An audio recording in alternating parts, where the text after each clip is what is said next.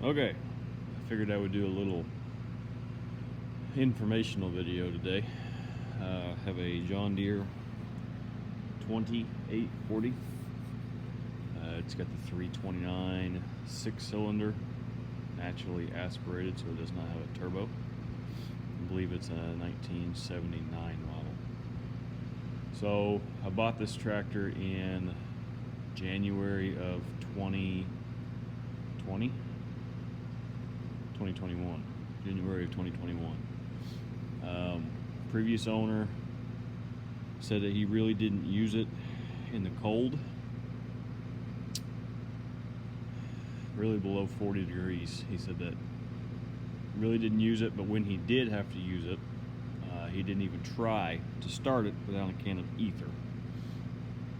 So I know this thing has at least been ethered for the previous owner, but he told me that this tractor was the hardest starting tractor in the cold that he had ever been around. And after owning it for a little while and starting it through last winter and some of this winter, I would agree with him that it is a very hard starting tractor. And there's a good reason for that. For anybody who doesn't know, so there you can see the model number 2840. On all of the utility series tractors, like 2030, 2240, 2840, 2940, 2950, I even believe the 55 series utility tractors, they all have a front hydraulic pump. I know it's kind of hard to see, but coming off of the crankshaft is another shaft, and you can see your connection there drives the front pump. So what happens is, whenever you're trying to start these things in the cold, not only is your starter trying to start a cold engine, you got cold oil, cold cylinders, it doesn't really want to start. Coming off of that crankshaft is that front hydraulic pump. So you're trying to crank a cold engine, and you're trying to pump cold hydraulic fluid, which is very viscous and very thick. So I would agree with him that this thing is the hardest starting tractor that I've been around. But here's a trick. Hopefully some people will learn this. I'm going to have to put the camera down here because this is a two-hand job. I'm just taking this front screen off. I know the previous owner didn't know about it, and after a couple conversations with people in this area, I don't think anybody around here knows about it either. So now that front screen is off. You can see the air filter. Let's see if I can get it to focus. Maybe.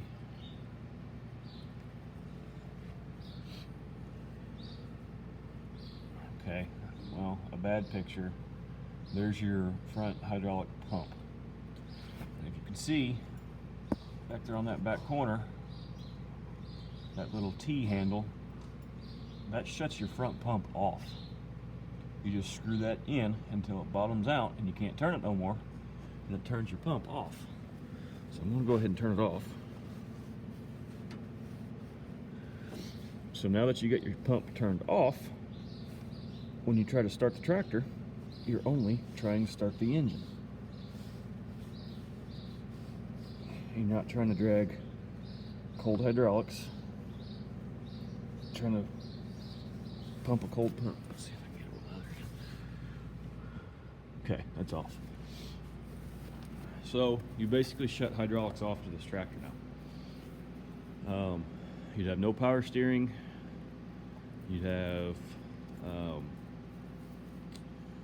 no lift arms, no rear hydraulics, and I can't run the loader right now. So I basically shut all hydraulics off. This tractor has not been started in at least a month. In all honesty, it may be closer to a month and a half, 6 weeks. I guess you're just going to have to take my word for it when I say that without deactivating that pump, this thing would not start. I can tell you that right now.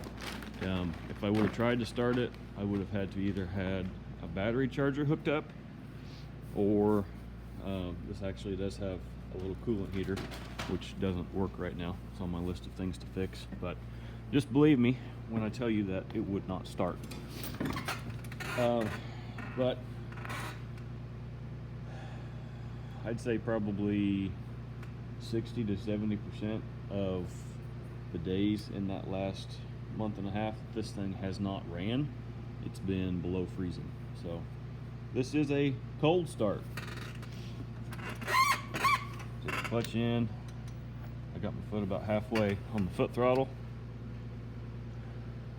And you can see for yourself how much easier this thing starts up for anybody who knows how hard they do start up.